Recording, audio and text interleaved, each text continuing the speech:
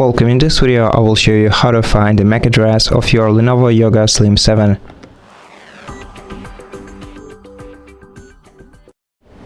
To do that, you have to open the Start menu and then search for CMD application.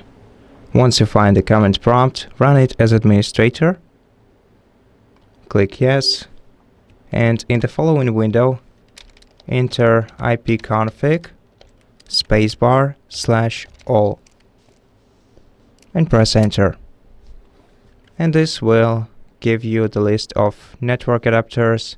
Most of them will be disconnected, so you're gonna have to search for the enabled one, and most probably this will be the Wi-Fi adapter.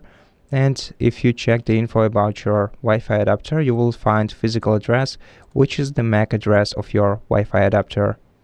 And below, we also have the MAC address for the Bluetooth adapter. And that's it. Thank you for watching this video. If it helped you, please consider subscribing to our channel, leave us a like in the comment below, and I'll see you in the next one.